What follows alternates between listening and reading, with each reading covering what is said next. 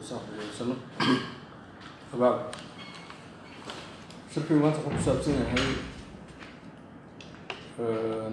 anigoo ku hadlaya magaca golaha iskaashiga dowlad goboleedyada.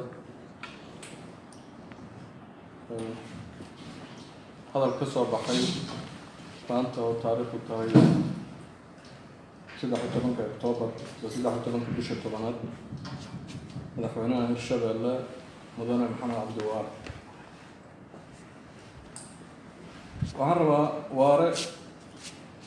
maca kulli ixtiraam anoo aqoonsan mas-uul Soomaaliyeed madaxweyne ummadda Hirshabelle haddana haddii uu khalad sheego oo waxaan isaga usan shaqo ku lahayn ka hadlo cidda waxaa shaqada ku laho inay u jawaabto waa ku qasban tahay. Waare saad ogtiin wuxuu ka mid ahaa golihii iskaashiga aasaasiyaashuu ka mid ahaa. waxaan isla joognay shirkii Kismaayo bilowgii bishii September.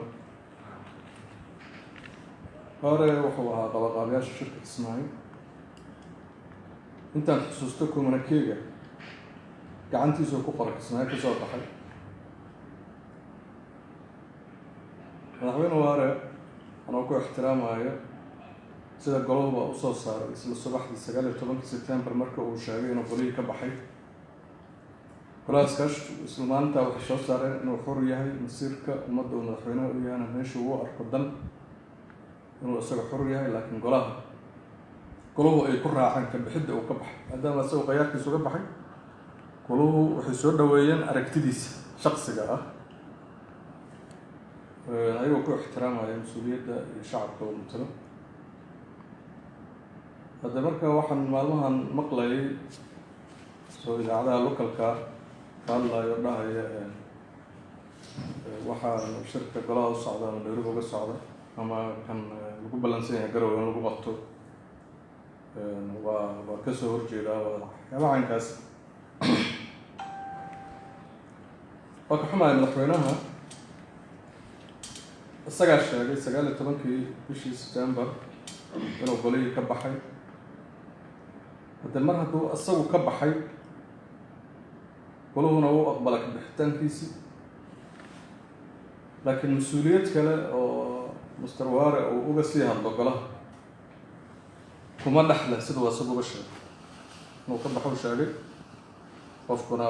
ururka uu ka tirsanaa amba kooxda uu ka tirsanaa amba dowladda uu ka tirsanaa amba shaqaalihi uu ka tirsanaa ama xafiiska uu ka tirsanaa hadduu ka tago oo si qayaarkiisa uga tago xafiiskaas waxaa ku socda isaga wax laga warsan maayo. marka madaxweynaha markuu ku noqday xamar oo Kismaayo uu ka yimid madaxdii joogtay Kismaayo golaha nin waliba wuxuu ku noqday state-kii uu madaxweynaha ka ahaa iyo shacabkii uu matalaya ku noqday iyo magaaladii uu ka yimid. laakiin madaxweyne Waare wuxuu ku noqday Muqdisho.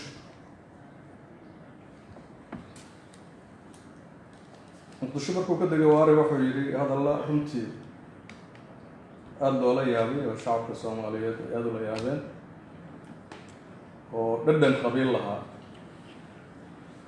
madaxweyne Waare Muqdisho markuu ka degay wuxuu yidhi Galmudug iyo Hirshabelle beelo gaar ahaa degan mana yeelayaan waana dagaalamayaan wax u dhigmo oo dowladda dhexe la dagaalamayo. kelmada saas u dhigmo saad idinkuba u record garaysan isaga waa kii yidhi Galmudug iyo Hirshabelle maaha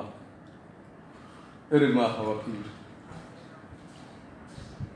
sax waa eri maaha dad bili-aadmi oo sharaf laha labada state jooga. laakiin kelmaddaas waxay ahayd kelmad nin aqoon-yahana loogaga fadhin xilligan 2018 annagoo joogno nin mas-uul weyn waa yaalkeeda fikirkiisay ahayd fikrad isagoo gaara. golaha iskaashigu marka Kismaayo iskugu tegay si guud ayay aragti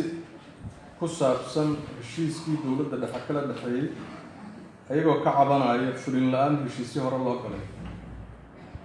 cabasho caynkaas ay soo saareen iyo inaanay dowladda ilaa ay ka saxdo cabashadaas aan isla shaqayn karin lana hakiyo xiriir.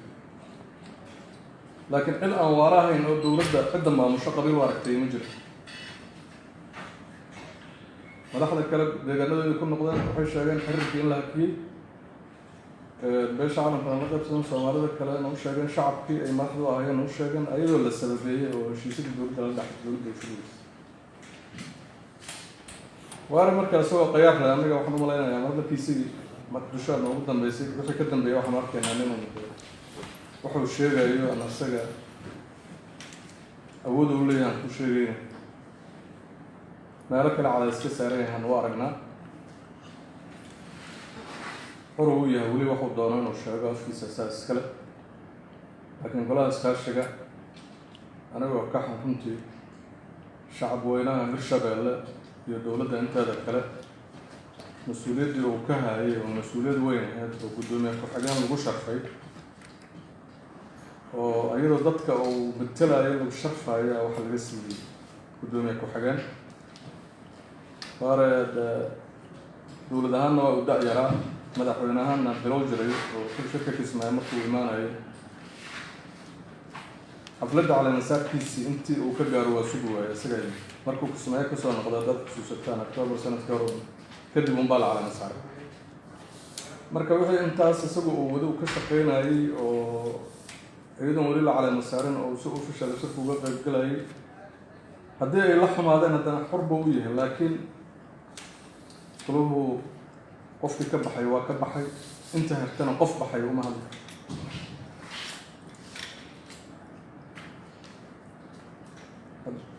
magacaabidda afhayeenka uu soo hadal qaaday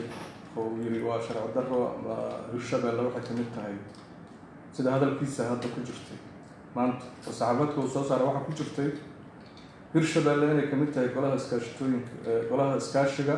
dowlad goboleedka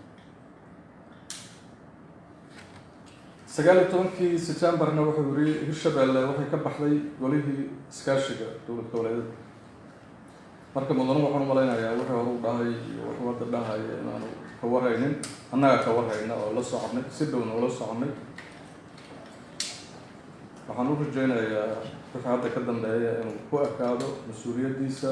iyo state-ka uu madaxda ka yahay markasta anigoo ixtiraam u hayo dowladda uu madaxda u yahay iyo dadka uu madaxda u yahay labada gobol ee Hiiraan